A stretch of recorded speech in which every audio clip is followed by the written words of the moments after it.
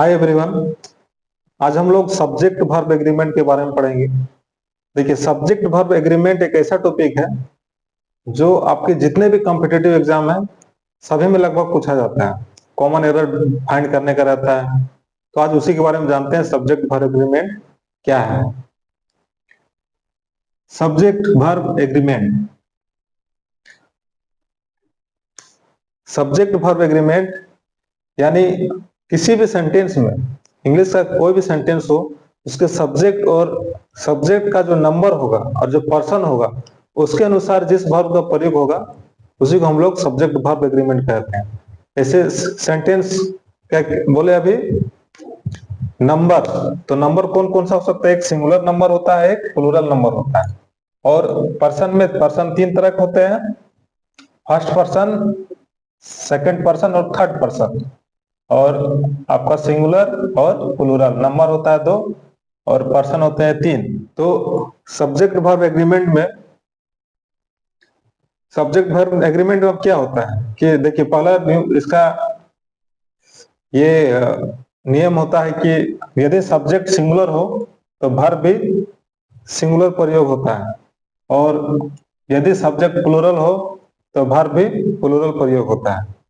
ठीक। अब singular subject और सिंगुलर वर्ब कौन कौन से हैं देखिए, जैसे I, you, he, she, it, Ram, Sita, the boy, the girl, ये सभी सिंगुलर सब्जेक्ट है। सिंगुलर वर्ब देखिए, am, is, was, has, does, reads, writes, ये सिंगुलर वर्ब है। प्लूरल सब्जेक्ट में कौन कौन है? We, you, they, Ram and Shyam, Gita and Sita, the boys, the girls. और प्लूरल वर्ब कौन है? Are, where, have, do, write, read. फिर से राइट लिख दिए हैं, तो ये प्लूरल वर्ब है। सिंगुलर, यदि सब्जेक्ट सिंगुलर रहेगा तो वर्ब सिंगुलर प्रयोग होगा। सिंगुलर सब्जेक्ट में सिंगुलर वर्ब प्रयोग होगा, प्लूरल सब्जेक्ट में प्लूरल वर्ब प्रयोग होगा। लेकिन हर जगह ऐसा नहीं होता है, उसको आगे हम पढ़ेंगे। तो देखिए, यदि ज्यादा कंफ्यूजन होगा तो और एक समझने का तरीका है, जैसे नाउन में एस, एस या आई एस जोड़ने से वो क्या होता है? प्लूरल नाउन बन जाता है, यानी प्लूरल सब्जेक्ट बन जाता है। और यदि वर्ब में एस, एस, आई एस जोड़ते हैं तो वो सिंगुलर वर्ब बन जाता है। जोड़ते हैं तो वो, सॉरी, वर्ब जो है हमेशा प्लूरल होता है, जब उसमें S, E S, I S जोड़ते हैं तो वो सिंगुलर वर्ब बन जाता है। जैसे देखिए, नाउन में मान लीजिए हम पेन, पेन क्या है? सिंगुलर है, इसमें एस जोड़ दिए तो पेन जो है वो प्लूरल बन गया। उसी तरह वर्ब में देखिए, राइट, राइट क्या है? ये आपका प्लूरल है। राइट जो है प्लूरल वर्ब है, इसमें एस जोड़ देंगे तो ये सिंगुलर बन जाएगा। ठीक है, तो उम्मीद करते हैं आपको ये चीजें आप एक बार ध्यान देके देखिएगा तो समझ में आ जाएगा। सिंगुलर सब्जेक्ट तो सिंगुलर वर्ब, प्लूरल सब्जेक्ट तो प्लूरल वर्ब। अब सिंगुलर सब्जेक्ट कौन कौन है? ये सभी सिंगुलर सब्जेक्ट हैं, ये सब सिंगुलर वर्ब हैं। और प्लूरल सब्जेक्ट में ये सभी प्लूरल सब्जेक्ट हैं और ये सभी प्लूरल वर्ब हैं। और यदि आपको नहीं आ रहा है तो नाउन में S, C, S, I S जोड़ने से वो प्लूरल नाउन बन जाता है, और वर्ब में S, C, S, I S जोड़ने से वो सिंगुलर वर्ब बन जाता है। लेकिन ये जो नियम है ये हर जगह काम नहीं करता, इसलिए इसको हम लोग, बहुत सारा नियम है तो उस नियम को पढ़ेंगे कि क्या क्या नियम है एग्रीमेंट का रूल। अब इसका जो पहला नियम है इसके बारे में देखते हैं। लगभग इसमें 80 to 100 देखेंगे नियम है, तो एक वीडियो में लगभग 10 हम लोग नियम को पढ़ेंगे। तो देखिए, सबसे पहला नियम है रूल, यदि किसी सेंटेंस का सब्जेक्ट सिंगुलर हो तो इसके साथ सिंगुलर वर्ब का प्रयोग होगा। यदि सब्जेक्ट सिंगुलर है तो उसके साथ सिंगुलर वर्ब का प्रयोग होगा। जैसे ही सिंगुलर सब्जेक्ट है, इज क्या है? सिंगुलर वर्ब है, तो सिंगुलर सब्जेक्ट के साथ singular verb. He is poor, वो गरीब है। यहाँ पर हम लोग आर का प्रयोग नहीं करेंगे क्योंकि आर जो है वो प्लूरल वर्ब है। तो सिंगुलर सब्जेक्ट के साथ सिंगुलर वर्ब का प्रयोग होगा। अब देखते हैं रूल नंबर 2। आई का प्रयोग सिंगुलर सब्जेक्ट के रूप में होता है, लेकिन इसके साथ सिंगुलर और प्लूरल दोनों वर्ब का प्रयोग होता है। आई जो है सिंगुलर सब्जेक्ट है, लेकिन इसके साथ सिंगुलर वर्ब भी प्रयोग होता है और प्लूरल वर्ब भी प्रयोग होता है। जैसे आई एम ए टीचर, ठीक है, मैं एक शिक्षक हूँ। आई क्या है? सिंगुलर सब्जेक्ट है। एम क्या है? ये सिंगुलर वर्ब है। अब देखिए, आई हैव ए साइकिल, मेरे पास एक साइकिल है। आई क्या है? सिंगुलर सब्जेक्ट है, लेकिन हैव जो है वो प्लूरल वर्ब है। तो सिंगुलर सब्जेक्ट के साथ यहाँ प्लूरल वर्ब का प्रयोग हो रहा है। आई राइट ए लेटर, मैं एक पत्र लिखता हूँ। यहाँ आई सिंगुलर सब्जेक्ट है, लेकिन राइट जो है वो प्लूरल वर्ब है। आई वॉज ए स्टूडेंट, मैं एक विद्यार्थी था। आई सिंगुलर सब्जेक्ट है और वाज जो है वो सिंगुलर वर्ब है। तो आई के साथ सिंगुलर शब्द का भी प्रयोग होता है और सिंगुलर वर्ब का प्रयोग होता है और प्लूरल वर्ब का भी प्रयोग होता है। ठीक, आई सब्जेक्ट है सिंगुलर, लेकिन इसके साथ दोनों वर्ब का प्रयोग होता है, सिंगुलर भी होता है और प्लूरल वर्ब का भी प्रयोग होता है। अब देखते हैं यू के बारे में। यू का प्रयोग सिंगुलर और प्लूरल सब्जेक्ट के रूप में होता है। अब यू जो है, यू को हम लोग सिंगुलर सब्जेक्ट के रूप में प्रयोग करते हैं और प्लूरल सब्जेक्ट के रूप में भी प्रयोग करते हैं, लेकिन इसके साथ हमेशा प्लूरल वर्ब का प्रयोग होता है। जैसे यू आर ए स्टूडेंट, आप एक विद्यार्थी हैं। तो यहाँ यू जो है वो सिंगुलर सब्जेक्ट के रूप में है, क्योंकि ए स्टूडेंट, एक विद्यार्थी के बारे में बात हो रहा है। यहाँ यू आर इंजीनियर्स, आप अभियंता हैं। यहाँ यू जो है वो प्लूरल सब्जेक्ट के रूप में प्रयोग हो रहा है, क्योंकि इंजीनियर्स एक से ज्यादा यहाँ इंजीनियर्स। यू गो देयर, आप वहां जाते हैं। यू क्या है? यहाँ सिंगुलर सब्जेक्ट है और इसका गो क्या है? वो प्लूरल वर्ब है। तो सिंगुलर सब्जेक्ट के साथ प्लूरल वर्ब, यानी यू जो है सिंगुलर सब्जेक्ट और प्लूरल सब्जेक्ट दोनों के रूप में प्रयोग होता है, लेकिन यू के साथ हमेशा प्लूरल वर्ब लगता है, कभी भी सिंगुलर वर्ब का प्रयोग नहीं होगा। यू वेर प्लेइंग, आप लोग खेल रहे थे। यहाँ जो इसके साथ भी देखिए, वेर क्या है? Plural verb. अब रूल नंबर 4 को देखते हैं। निडंट और डेरेंट का प्रयोग सिंगुलर और प्लूरल सब्जेक्ट के साथ प्लूरल फॉर्म में होता है। यानी निडंट और डेरेंट का जो प्रयोग है वो चाहे सब्जेक्ट सिंगुलर रहे या प्लूरल रहे, हमेशा ये प्लूरल फॉर्म में होता है, कभी भी ये सिंगुलर फॉर्म में नहीं होता। जैसे सी निडंट गो देयर, यहाँ देखिए प्लूरल फॉर्म में है। सी नीड्स नॉट गो देयर, ये शॉर्ट फॉर्म है। तो यहाँ पर देखिए सिंगुलर है, ये गलत हो जाएगा। ही डेरेंट अपोज हिज फादर, ये प्लूरल फॉर्म में है। ही डेरेंट अपोज हिज फादर, ये सिंगुलर जो है ये गलत हो जाएगा। तो निडंट और डेरेंट का प्रयोग चाहे सिंगुलर सब्जेक्ट हो या प्लूरल सब्जेक्ट हो, हमेशा प्लूरल फॉर्म में होता है। अब नेक्स्ट इसके बारे और डिटेल में पढ़ते हैं। इससे पहले क्या पढ़े थे कि निडंट और डेरेंट का प्रयोग सिंगुलर और प्लूरल सब्जेक्ट के साथ प्लूरल फॉर्म में ही होता है, यानी प्लूरल वर्ब में उसका प्रयोग होता है। अब और इसमें कुछ एक्सेप्शन अपवाद क्या है देखिए। से डेयर नीड का प्रयोग मेन वर्ब के रूप में सिंगुलर और प्लूरल दोनों रूपों में होता है। यदि मेन वर्ब में हो रहा है तो सिंगुलर भी हो सकता है और प्लूरल भी हो सकता है, लेकिन यदि मेन वर्ब नहीं है तो वो सिर्फ प्लूरल फॉर्म में उसका प्रयोग होगा।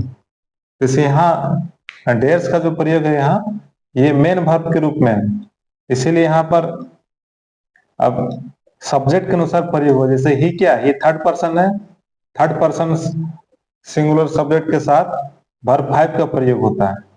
देखिए he dares to face the difficulties, उसे कठिनाइयों से सामना करने का साहस है। तो यहाँ ये जो सेंटेंस है ये यहाँ सही होगा। यहाँ पर हम लोग प्लूरल फॉर्म का प्रयोग नहीं कर सकते हैं, क्योंकि मेन वर्ब के रूप में प्रयोग हुआ है, तो ये सेंटेंस गलत हो जाएगा। सी नीड्स ए बुक, देखिए यहाँ जो है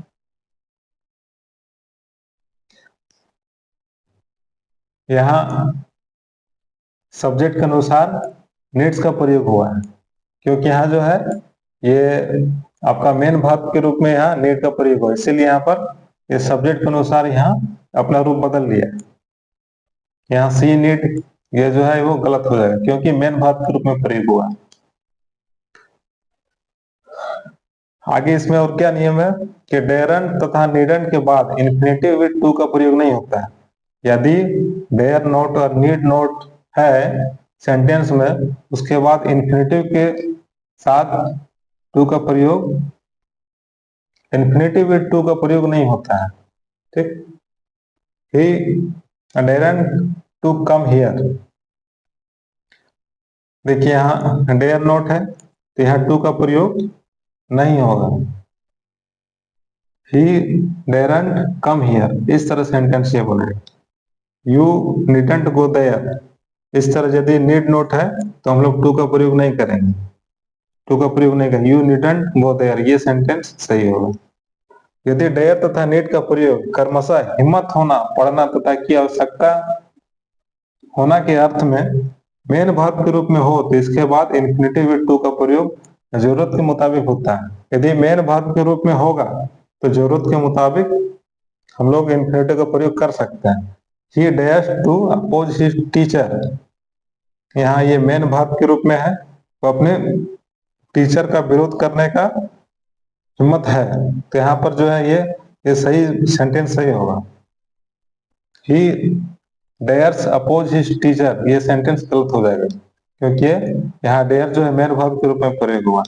she needs to come here, ये मेन वर्ब के रूप में है इसलिए यहाँ पर टू का प्रयोग होगा, और यहाँ शी नीड्स कम हियर ये जो है गलत हो जाएगा।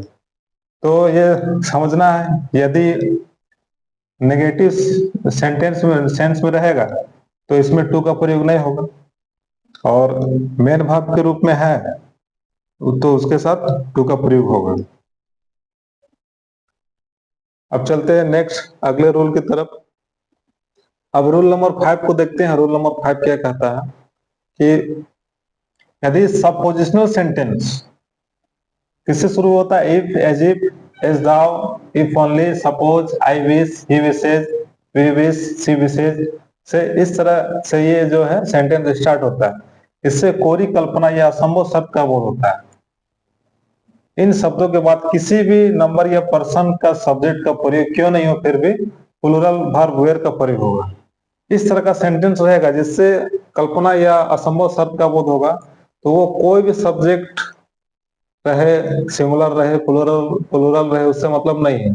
कोई भी पर्सन रहे, first person, second person, third person, कुछ भी रहे, इस तरह का सेंटेंस यदि रहेगा तो उसके साथ प्लूरल वर्ब वेयर का प्रयोग होगा। जैसे I wish Manisha were my wife, ये देखिए Manisha third person singular number है, इसके साथ वेयर जो है वेयर का प्रयोग हुआ है, तो ये सेंटेंस सही होगा।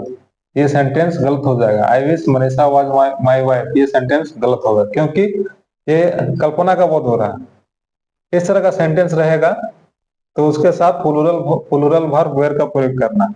If he were my boss he would suspend me, ये सेंटेंस सही होगा। यदि वो मेरा बॉस होता तो वो मुझे सस्पेंड करता, ये सेंटेंस सही होगा। If he was my boss he would suspend me, ये सेंटेंस जो है गलत हो जाएगा। हाँ, फिर देखिए यदि कंडीशनल सेंटेंस रहे, if, as if, as how से स्टार्ट होता है, इससे क्या होता है, वास्तविक स्थिति का बोध होता है। इससे कल्पना का बोध होता है, इससे वास्तविक स्थिति का बोध होता है। इस तरह का सेंटेंस यदि रहेगा, इस केस में इफ, एज जाओ के बाद सब्जेक्ट के नंबर तथा पर्सन के मुताबिक वर्ब का प्रयोग होगा। इस तरह का रहेगा तो जो सब्जेक्ट या जो पर्सन है उसी के अनुसार वर्ब का प्रयोग होगा। जैसे if you come here I will teach you, यदि तुम यहाँ आओगे तो मैं तुम्हें पढ़ाऊंगा। ये जो सेंटेंस है यहाँ देखिए, यू है, यू के साथ प्लूरल वर्ब का प्रयोग होता है, तो कम क्या है, ये प्लूरल वर्ब है, तो ये जो वास्तविक स्थिति का पता चलता है, इसलिए ये सेंटेंस सही होगा। Sneha looks as though she has been working, Sneha ऐसे दिखती है जैसे वो काम कर रही थी, काम कर रही है। तो देखिए यहाँ थर्ड पर्सन सिंगुलर नंबर है, इसके साथ इसी के अनुरूप वर्ब का प्रयोग हुआ है। सिंगुलर सब्जेक्ट है तो सिंगुलर वर्ब का प्रयोग हुआ है। क्यों हुआ है, कारण है कि कंडीशनल सेंटेंस है, और ये यदि कंडीशनल सेंटेंस नहीं रहता तो इसके साथ प्लूरल वर्ब का प्रयोग होता। तो ये सेंटेंस जो है सही होगा। तो ये रूल नंबर 5 तक देखें, क्योंकि रूल नंबर 5 तक की पढ़ेंगे, क्योंकि एक वीडियो में ज्यादा बड़ा और लॉन्ग हो जाएगा, इसीलिए 5 का 5 नियम को जानेंगे हर एक वीडियो में। तो इसमें बहुत सारे एग्जाम्पल नहीं दिए हैं, क्योंकि इसका जो रूल है उसको ही याद रखना। एग्जाम्पल, इसका जो मेन चीज है वो इसका नियम है। एग्जाम्पल आप खुद से समझ सकते हैं, रूल याद रहेगा तो ये आपका सेंटेंस जो है बन रहेगा। तो नेक्स्ट की वीडियो में अगले जो रूल हैं, नियम है, उनको देखेंगे।